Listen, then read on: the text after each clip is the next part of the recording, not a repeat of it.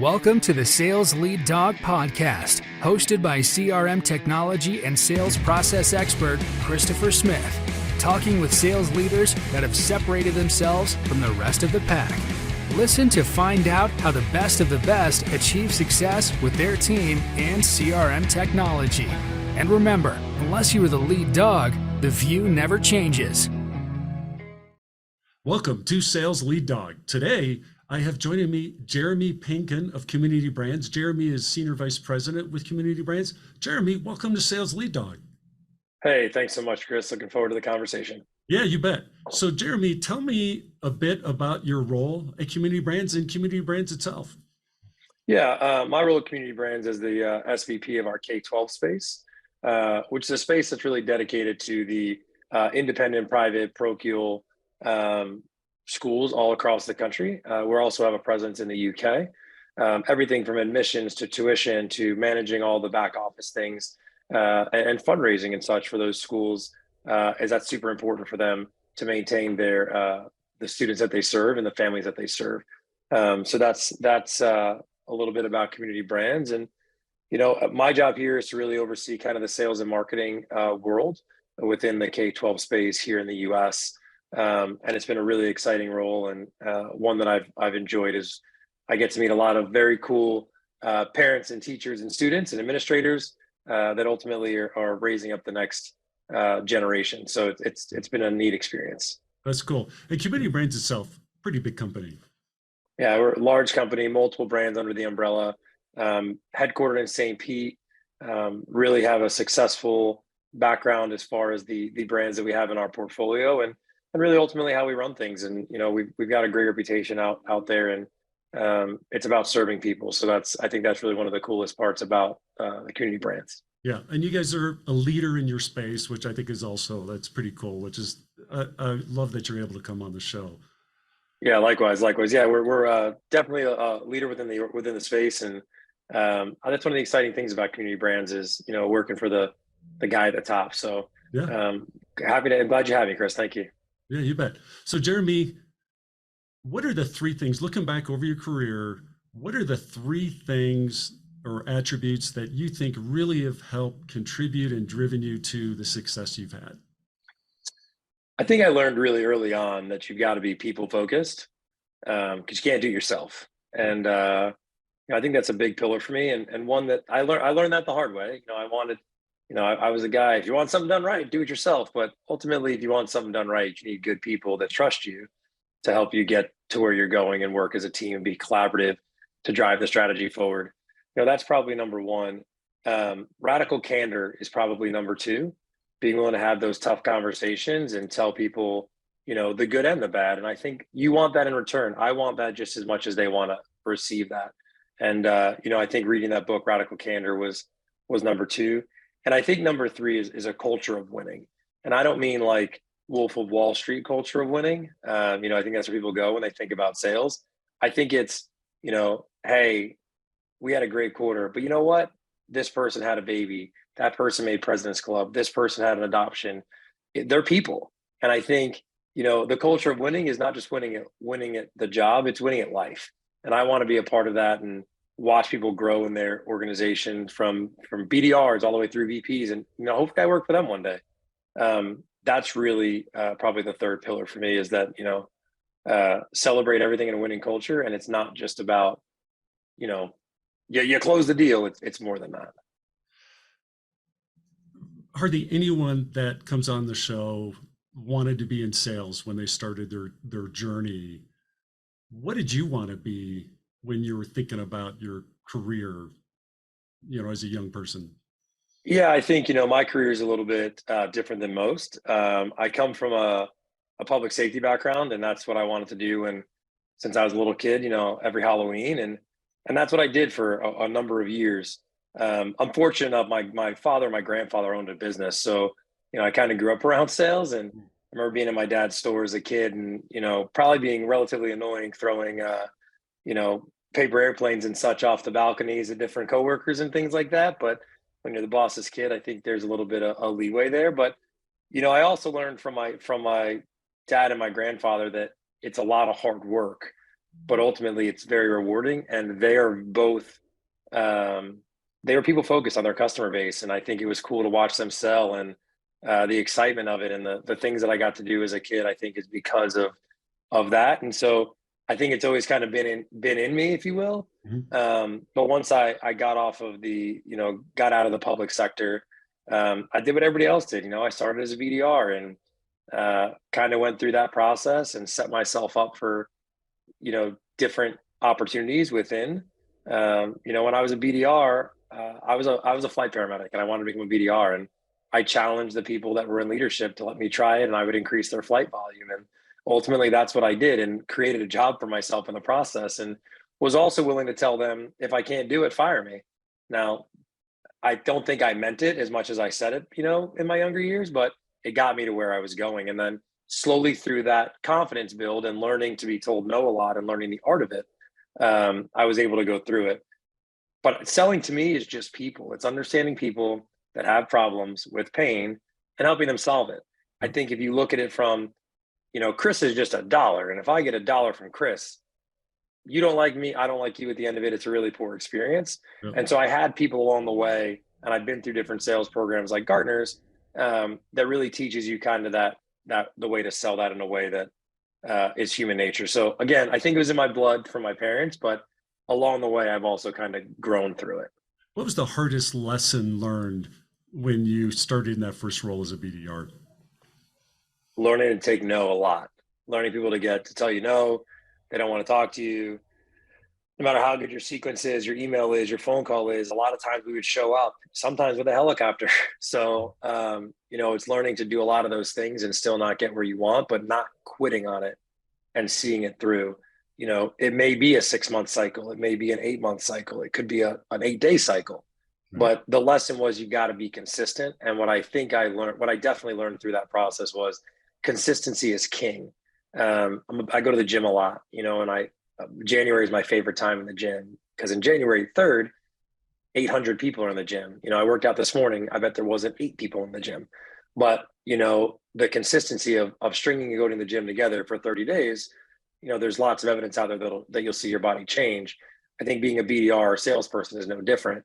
If you're consistent in the activities that are required, those revenue generating activities, you'll ultimately get where you're going.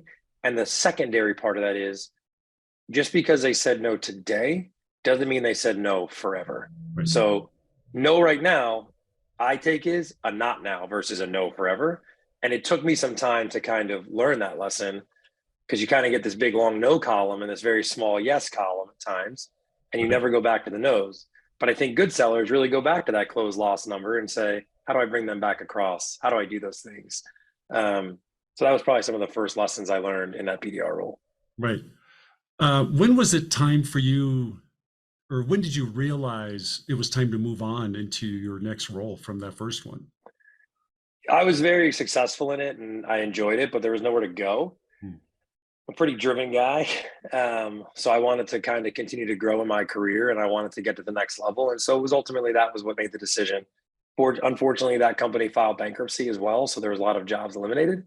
I was able to get out kind of ahead of that wave, but I wanted more. I wanted to do more. I wanted to be a part of more. I wanted more responsibility. I wanted more.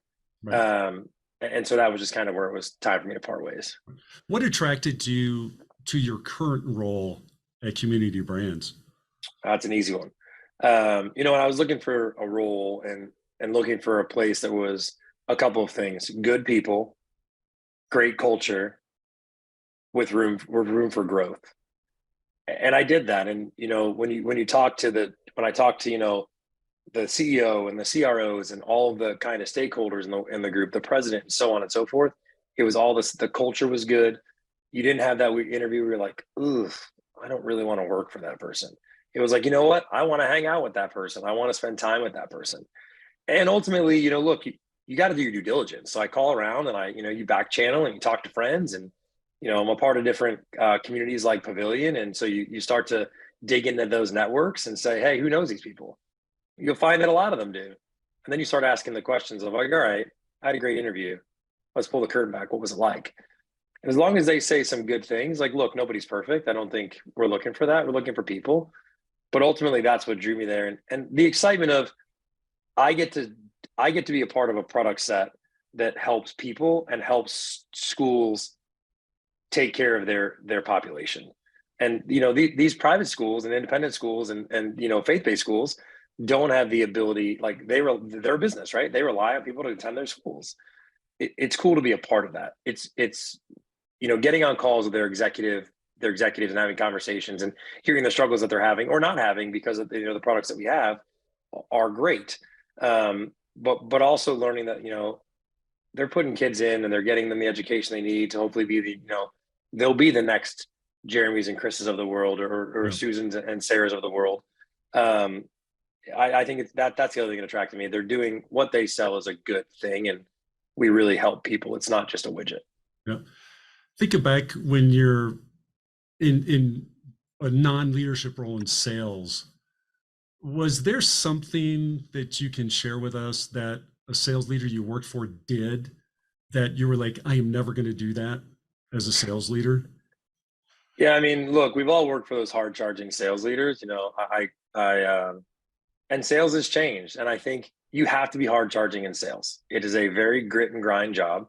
I was just talking to a professor who actually does role plays and stuff. And, when I was talking to her, I said, I'd rather take the kid with a 2.0 GPA and an athlete than a kid with a 4.0 GPA that's in National Honor Society. And she asked why.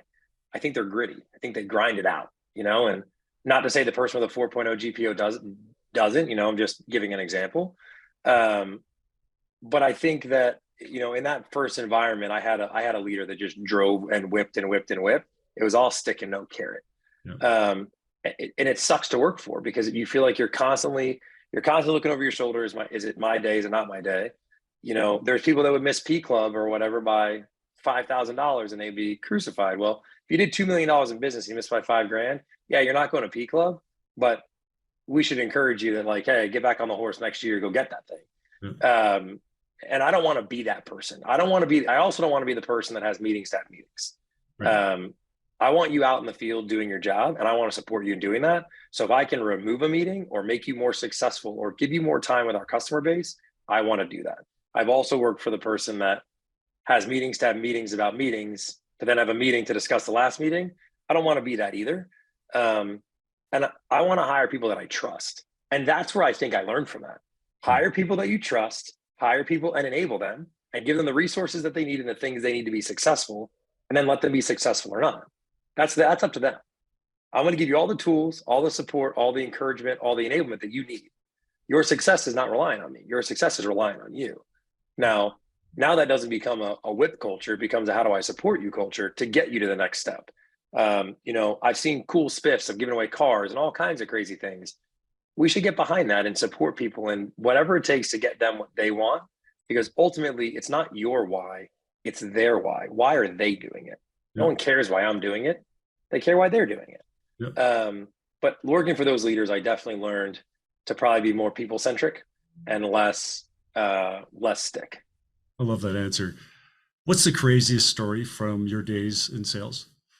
Yeah, so I used to sell technology at big Fortune, 300s basically, and it was very hard to get into some of those offices. So I had a stick that I did where I would go to Tiff's Treats and I would buy about 8 or 9 boxes of Tiff's Treats, and inside the Tiff's Treats box they put a piece of tissue paper over the cookies. So between the bow and the cookies and the box, I would put like a card. In that card was my business card. In that card was, the things that I needed to show, and maybe like a leave behind.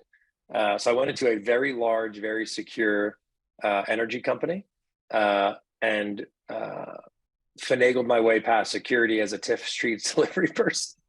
And when I got to the executive wing and dropped them off, I definitely wasn't met with like kudos and hugs.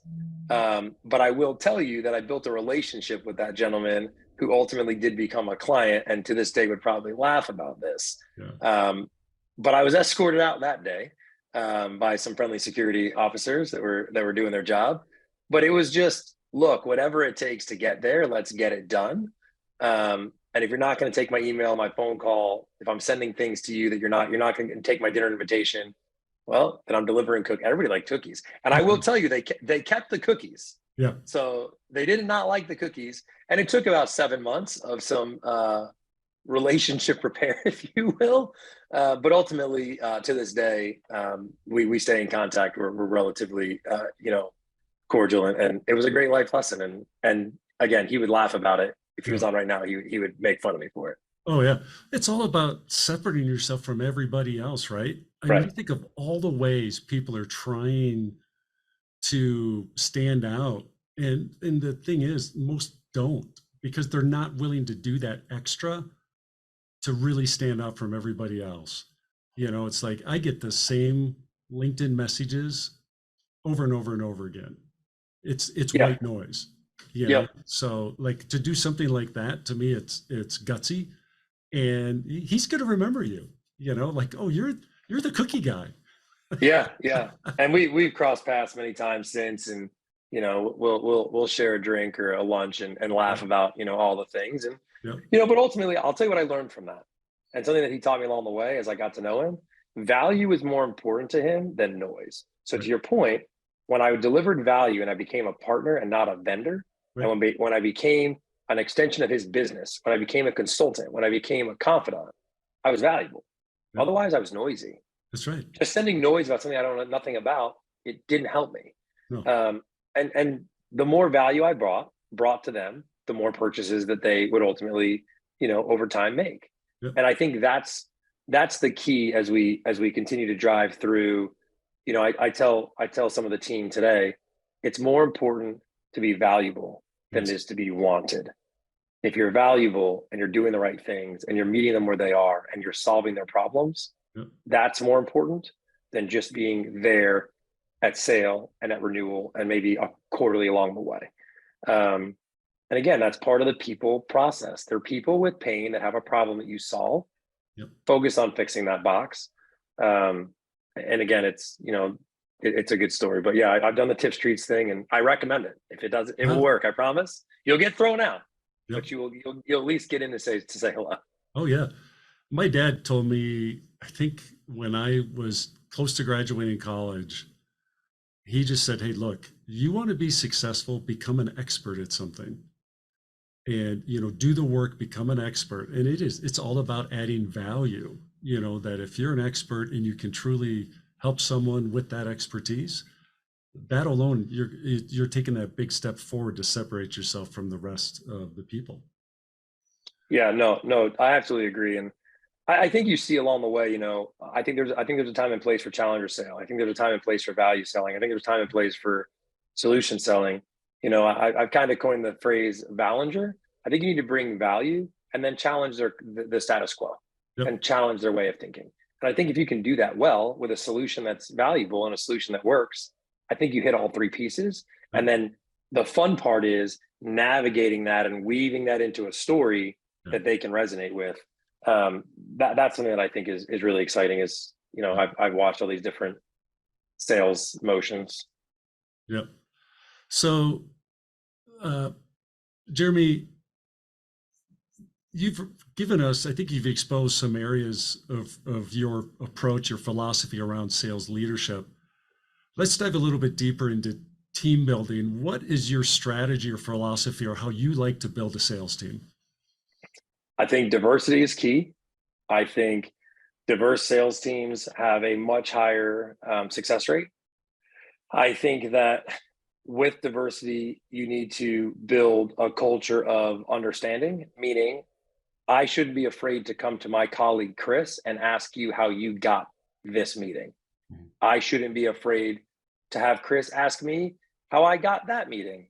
So I think building that culture of trust among the team. And ultimately, I think something that I've learned along the way is you got to give people time to have fun. COVID, sales teams are so used to SKOs. They were so used to QBRs. They're so used to doing those things. I think when we lost that during COVID, we lost the human interaction. And so while we are three-dimensional, we're really two-dimensional right now. Right. And so I think when you bring people together with growing a team, I think that's another piece of it. bring your teams together, let them interface, let them get to know each other. It does a couple of things. Build synergy among them, so it's not weird when Chris asks me a question or I ask Chris a question. It shows you that people are people, and they start to talk. Oh, you have kids? I have kids. You like going to the gym? I like going to the gym. You like you're scrapbooking? I like scrapbooking. I think that's the other piece of it is I think we got to a point during COVID where we expected people to be robots. Right. And we expected them, like, look, our meeting, I have it now. My calendar could be back to back to back for 8 hours a day. But I don't get to walk to the water cooler or go to lunch with you or meet you for a happy hour afterwards or go for a walk around the building. I don't, that's all. We've lost that. Yep. And I think to be able to bring your teams together and do that, in that culture of winning, I think only increases your chance. And the more diverse of a team you have, the more difference of opinions that you have and the more differing viewpoints that you have, which only help make you more successful because it diversifies your entire team. Yep.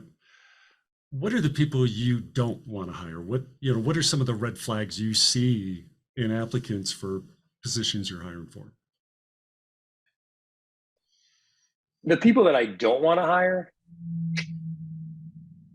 that's a tough one. I'd say the people that I don't want to hire, I look for attitude. I look for executive presence. I look for, did you research me? Do you know my company? Are you concise? And ultimately I look for, like, do you smile? Do you like it? Do you enjoy it? And then, we'll do a role play. And this is a fun one on an interview. Hey, I want a role play. I know sell me a pen's kind of silly. Help me buy a house. Walk in and we'll paint the picture. And if your face goes, like, I don't want that. Right. Look, I know role plays aren't fun. That's the intention, but they make you better. There's a reason that sports teams and Olympic athletes watch their film. And there's a reason that, writers have editors and publishers to make them better. There's a reason. And so if you give me that kind of, I don't want to do that. It's kind of a red flag for me. Attitude is key for me. If you have a bad attitude, I think that I don't want to bring that in. And then the other thing is, if you talk more than you ask me questions on the interview, I think from a seller's perspective, I question your curiosity. Those two things are definitely red flags for me. But ultimately, again, part of having a diverse team is having a lot of people that are different. So when I interview, I actually look across the team and say, where's my gap? Do I have somebody that do I need somebody with a really strong business acumen, but maybe not as great at building out collateral? Because I've got that person. Right. I look at it like that as well. But the attitude is such a big piece because it's that skill that it's just so hard to turn it. Yep. And it's kind of hardwired. Yep. What do you look for in your team where you're going to go up and tap them on the shoulder and say, hey, I think you need to start on a path to leadership? Yeah, no, I fortunately just got to have one of those conversations. And when I ask for things, like, hey, Jeremy, I want to learn to be more fluent in my data. Great. Let's do that. And so we, part of that is I'm going to bring you into some of the meetings that I'm in and some of the spreadsheets that I get to live in and dashboards I get to live in. And we're going to talk about it and understand pipeline coverage and understand, how many deals you need and walk back to the number and understand, CAC and LTV and things of that nature. But when I start to see that curiosity peak and when I start to see them start to look out for themselves, I'm taking this class. I want this. I need that. You start taking that initiative. I am all in with you. I will come with you the whole way. And that's when we start to have those conversations of, hey, I know you just took that class on data fluency. You want to show me what you learned? Yeah, I'd love to. And you know what? I did. I truly learned things that I would not have looked at before. And that's awesome. And so bringing those people along. But then the second part of that is, I was relatively new here and I happened to go on PTO. And that person, I said, hey, you know what? I want you to run the ship. You don't need to call me. Here's your parameters. Go. And she crushed it. Did a great job. And then the important part is you got to celebrate that. And we did. The whole team knew. And you know what? I think that's how you start to continue to develop that and get that to that second and third level line leader. And, it wouldn't shock me if in the future I work for her. Right.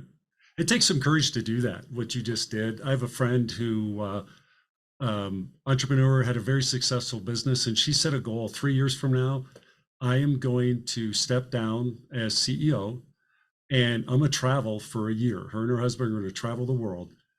and she was going to do one check-in call at the end of every month. And so she started that process of tapping people on the shoulder and elevating them, giving them more and more.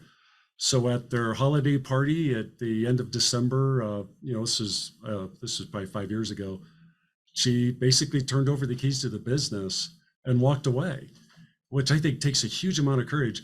Business grew over 30% in that year. Yep.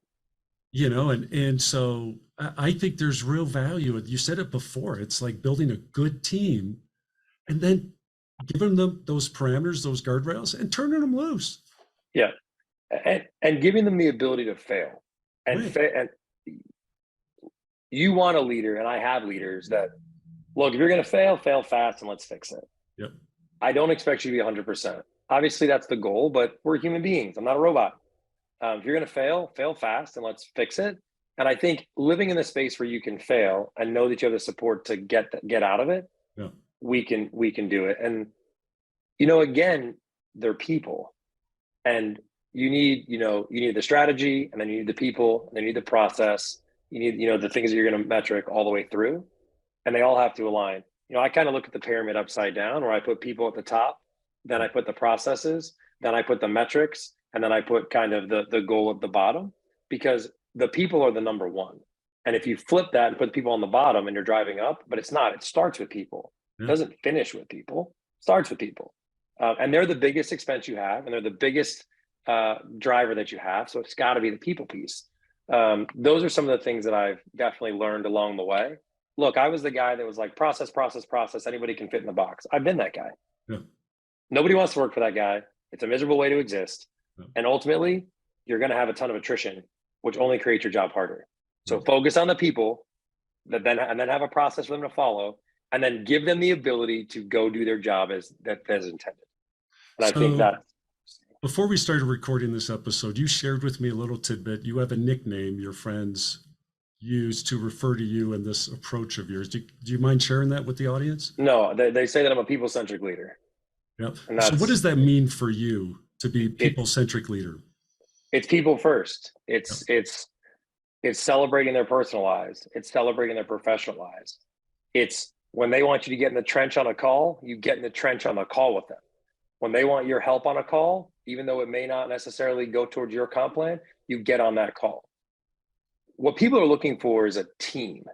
And I think you see a lot of leaders, you've all seen the GIFs where the leader's in the back whipping. I want to be the leader in the front pulling. Like, I want to pull. And I tell my people the same thing. Don't wait for me to push it to you, pull it from me. Don't, this is an open dialogue. And, I've got a GM that says the same thing. And so, that's kind of something that I think is important, but you have to understand their why. It's not Jeremy's why. Right. It's their why. Why do you do this? And most people go, sellers do it for the money. And you know what I'll tell you? You're going to find out that a lot of times money may motivate it, but it's something else. Yep. I want to get married. I want to have a baby. I want to buy a house. I want to help my parents. It's something else. Yep. And you have to know that. But then when that thing happens, you as the leader need to celebrate it, because that's how those people will never forget that. Yep. And ultimately, I want to be in their lives. I want to understand what they're going through. And that way, if times get tough, I want them to be able to call me and say, hey, I know, I didn't want to call my manager, but I called you. Yep. X, Y, and Z is going on. Can you help me? Yep. There was a lesson I got very early in my career. My dad was very successful in his career, and I, was just getting started, and I'm like, I need to learn more. So I went to his bookshelf to see what books he had. And there was one skinny little book that I pulled out, and I'm like, this looks interesting. And I read the book. It's one of those ones you could read like super fast, but I'll never forget the main lessons in there about, and you described yourself in total alignment with this, where the guy the author used an analogy of a true leader. He used, you have a sheep herder, you've got a flock of sheep, and you have two choices in terms of how you're going to manage that flock. You could be behind them with a stick, smacking them, trying to get them to go in the direction you want them to go. Or you could be that sheep herder out front who's created that will or that the culture really around that they want to follow you. and you're out in front leading the path, you're setting the direction. And because of who you are, they want to follow you. And you're not back there wearing yourself out with a stick, whacking them, trying to drive them forward, and I've never forgotten that. And I truly think, that's what separates a leader from a manager. Managers in the 100%. back with the stick, a leader's out front. And I think that's a great, I've not heard the sheep analogy, but it's such a great analogy of, and who do the sheep want to follow, right? Do they want to get hit every day, or do they want to be? Yeah. And so I think, but again, look, I don't claim to have all the answers. I've been the perfect leader my whole career. I've been fortunate to work for some great leaders. I've been fortunate to work for some average leaders. I've been fortunate to work for some really bad leaders. And I've taken a little bit of each one of those things and either kept it or cut it, right, or made it my own. Yeah. And so I think that's what got me to where I am today. That's awesome. CRM, do you love it or do you hate it? I love it. Why? What do you love about CRM? I think it's important to know your business. And I think I'm a medic guy. And part of medic is understanding your business and being able to articulate that business. And if you don't want to have all those meetings, you need to have a clean CRM. Because without a clean CRM, now I have to have meetings to gather that information and to trust that information. So I think the CRM is good. Now, the debate will be made that sellers don't like a CRM. I was one of those sellers. I didn't like it. It didn't make me money. But I think you're wrong in that. I think it does make you money if it's managed correctly and you put in the time with it. And then you don't have those meetings. It allows you to do more revenue generating activities. It allows you to be in the field more.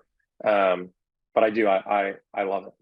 So I preach this, and you've said this many times, which has made me very happy, is you have to know their why, the salespeople, what is their why?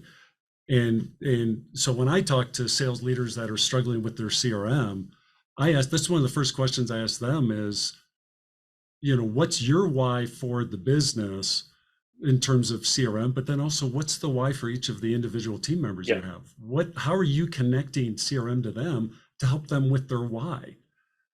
And because they all have one, right? And if CRM is not helping them with their why, that's probably why they're not using CRM. Yeah, no, I agree. And I think, but that comes down to me, that's not the seller, that's the manager or the leader, to your point, not understanding them. So they're like, why am I going to do this exercise? It doesn't get me anywhere. Right. But no, that's a good point. Yeah. If I'm just using it to put in data so you can run a report for your boss, you're taking time away from me selling. Right. Right. Exactly. And to me, that's not CRM. That's just a reporting tool, Absolutely. So absolutely. Totally agree. What advice do you have for a sales leader, to, in terms of how they should be structuring their CRM or leveraging their CRM as a sales leader? I think, look, it's easy to be a dashboard, live in dashboards. It's easy to do those things. Take what you want to know and figure out the best way for you to consume it. But better yet, figure out the best way for them to enter it, for them to consume it, and learn to consume it the way that they do, them being your reps. And I think you'll get to a better place. I also will say, set the tone, set your expectations. My expectations when I run a forecast call and it's not right, I'm going to call them on it. I'm not going to beat them up. I'm just going to say, hey, your date's wrong. It's in the wrong stage. It's not going to happen again. I promise. You don't have to, I can't believe you. That doesn't get you anywhere. Hey, can you change that date next time? Yeah, no problem. Thank you. Great. Move on. Yep. Hey, it's in the wrong staging. Can you change that? Yep, I got it. Does it happen? Of course, to people.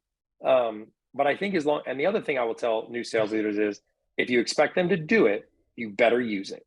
Yep. Because if you expect them to do it and you never use it, they will never trust you again. Because you're taking time out of their selling to do something that you're not utilizing. So if you're going to tell them to do it, you better be utilizing it at some point in your process. Yep. Do you leverage CRM as part of retrospectives, maybe on lost deals, pick a deal out 100%. and say, let's go through it? Can you talk about 100%. that? Yeah. Lost deals, I think, are like a treasure trove. And so when a deal of a certain ACV is lost, absolutely, we go in, dissect it. Then what I do is I go and run a report and see how many other ones are there. Do I have a trend? Do I have a product gap? Do I have a whatever I have? How do I fix it? Yeah. So I think it's important to go through those, but I do the same thing on one deals. What's the product set? How is it being sold? And what's the term being done? What is that? How is that? What problem is it solving for who? Do I have a trend here? Is there a marketing opportunity for us? I think it goes both ways. I think the other thing is it also helps. I look at it a lot I also go through pipeline a lot at the rep level. What pipeline does each rep have to meet their goals? How do I track it back to their activity and their why? So I use it for a lot of those reasons, but I absolutely go after the close lost over at a certain threshold. And my leaders do the same thing at another threshold. Again, you're looking at trend data. You're looking at, do you have a seller problem? You're looking at enablement issues. You can identify so many things in there without breaking the bank because it's not costing you anything to get that data Right. or get that information. It all comes back to, again, that having that structure in place, communicating that why, providing that support that you talked about, so everybody understands, how we're leveraging this tool, why we're asking you to spend that time to keep this stuff accurate. And one thing I always talk about, you mentioned forecasting. There's a lot of people in the business making decisions on the forecast that are relying upon the data those people are putting in. And a lot of people forget to communicate that. So it's really important. Jeremy, we're at our time here on Sales Lead. It has been absolutely wonderful listening to you. I really appreciate you coming on the show. If people want to reach out, connect with you, if they want to learn more about community brands, what's the best way for them to do that? Yeah, LinkedIn is probably the best way to get a hold of me. And, I do get a number of messages on a daily basis, but happy to reach out. And, if you want to engage with any of my content, please do. And, happy to be a sounding board or an ally to anybody out there. So LinkedIn is probably the best way to get a hold of me. And I look forward to hearing from everybody. That's great. So we'll have all of Jeremy's information in the show notes. So be sure to check that out. impellercrm.com/sales lead dog. You'll find this episode plus all our others. So please be sure to subscribe. And Jeremy, thank you again for coming on, and welcome to the Sales Lead Dog Pack. Hey, I appreciate it. This was great, Chris. Thanks so much. As we end this discussion on Sales Lead Dog, be sure to subscribe to catch all our episodes. On social media, follow us on LinkedIn, Facebook, and Instagram. Watch the videos on YouTube, and you can also find our episodes on our website at impellercrm.com/Sales Lead Dog. Sales Lead Dog is supported by Impeller CRM, delivering objectively better CRM for business, guaranteed.